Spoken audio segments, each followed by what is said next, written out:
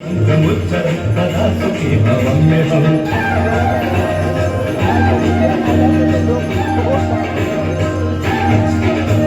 इमं नित्यमेव मुक्तमस्ततं पठन् स्मरन्तु वन्नर विशुद्ध्येति सन्ततं हरे गुरौ भक्तिमासु यातनान्यथागति विमोहनं विदेहि सुशङ्करस्य चिन्तनं विमोहनं विदेहि सुशङ्करस्य चिन्तनं विमोहनं विदेहि मां सुशङ्करस्य चिन्तनं पूजावसान समय दशवक्त्र गीतम् यः शम्भो पूजन परं पठति प्रदोषे तस्य स्थिराङ्गत गजेन्द्र तुरङ्गयुक्ता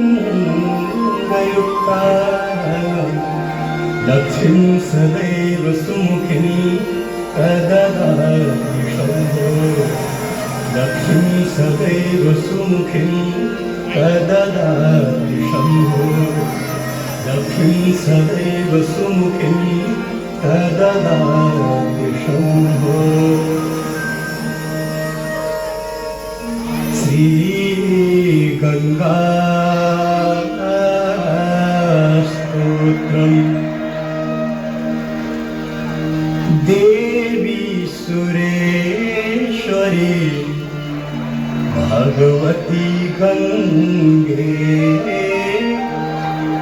देवी सुरेश्वरी भगवती गंगे देवी सुरेश्वरी भगवती गंगे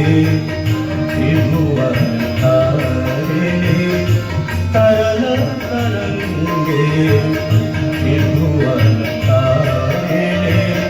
तरल तरंगे शंकर मौली बिहारिणी विमले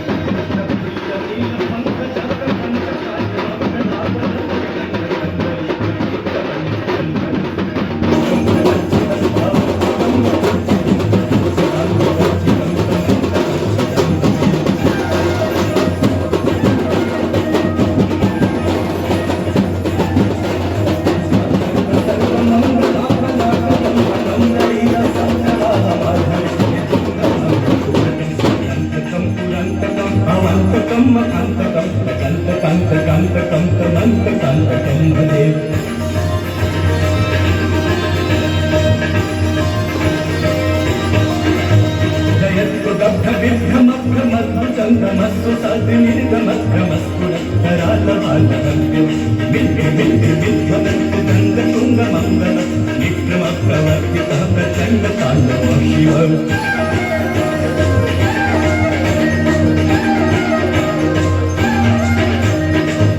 चित्रकल्पयोर्भुजङ्गमोक्तिकस्य जोगरे अनिष्टरत्नदुष्टय सुधीमि पक्षपक्षय नारविन्द चक्षुषुप्रजामहि महेन्द्रय समप्रवृत्ति कदा सदा शिवं भजाम्यहम्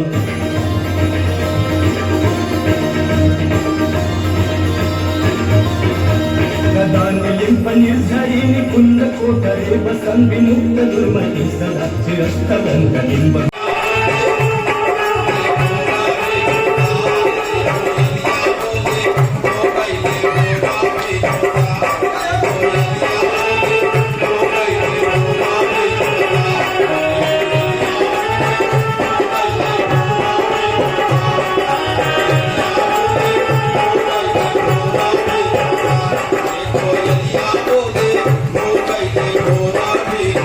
देवलोक में निवास करने के लिए मुझे गंगा चाहिए।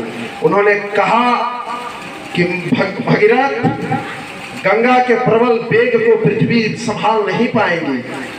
इस तरह अगर गंगा धरती पर आई तो पृथ्वी के समूल नाश हो जाएगा, पृथ्वी का टुकड़े टुकड़े हो जाएंगे।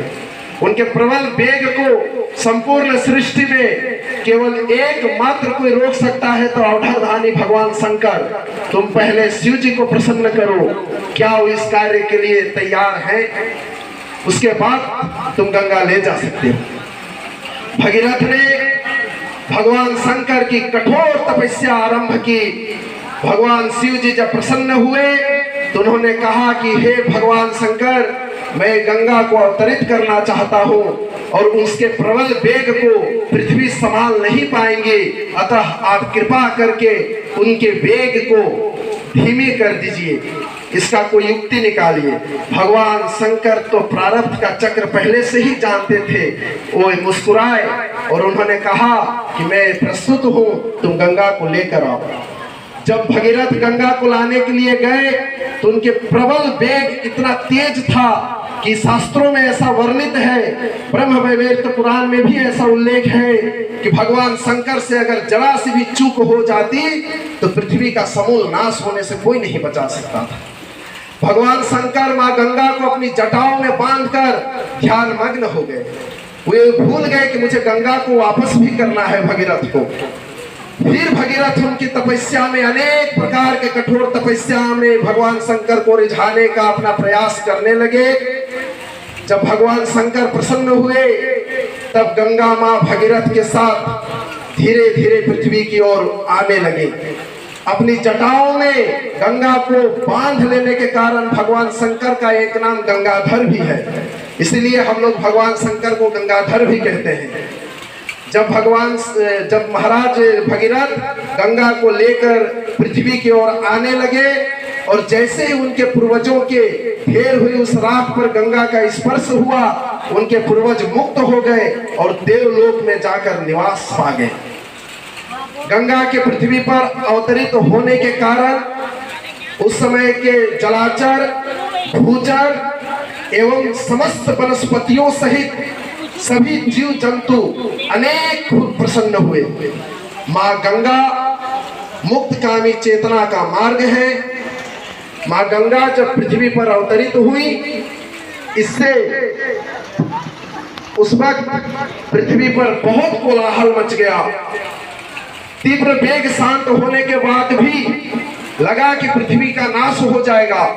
तो इस स्थिति में महर्षि जन्हू ने गंगा का पान कर लिया और संपूर्ण गंगा को अपने उदर में समा लिए, जिससे उन्हें फिर से भगीरथ ने मनाया कि हे महर्षि, गंगा के प्रबल वेग को भगवान शंकर ने शांत कर दिया है, अब पृथ्वी का नाश नहीं होगा, कृपया आप गंगा को वापस कर दीजिए।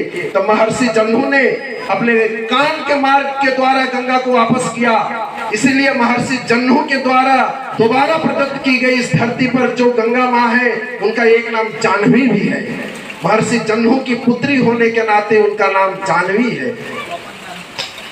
इससे जब देव नदी इस धरती पर प्रवाहमान हो गई, प्रवाहित हो गई, संपूर्ण जीव जंतु खुशहाल हो गए और तब से गंगा माँ जब इस धरती पर आई थी, उस तिथि है ज्येष्ठ महीने की, जेठ महीने की शुक्ल पक्ष की 10वीं तिथि, जिसे गंगा दशहरा के रूप में भी मनाया जाता है।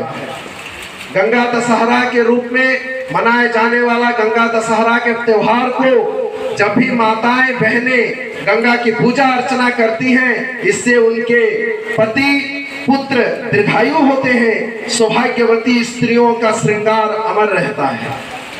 माँ कई प्रकार के अभिष्ट फलों की प्राप्ति देने वाली है। माँ गंगा की आराधना करना अपने आप में निरंतर एक भक्ति मार्ग का उत्थान होता है। माँ गंगा की आराधना करने से सफल मनोकामनाएं पूर्ण हो जाती हैं।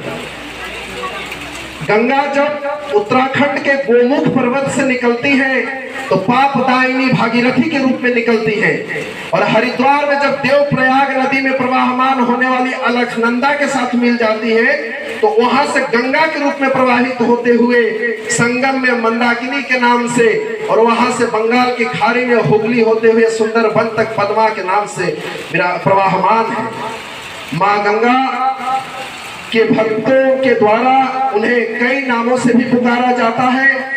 अलकनंदा, मंदाकिनी, सूरसरिता, देवनदी, विष्णु जी के पद से निकलने के कारण विष्णुपति, शिव जी के जटाओं में निवास करने के कारण शिवप्रिया, सूरसरिता आदि नामों से भी ये जानी जाती है।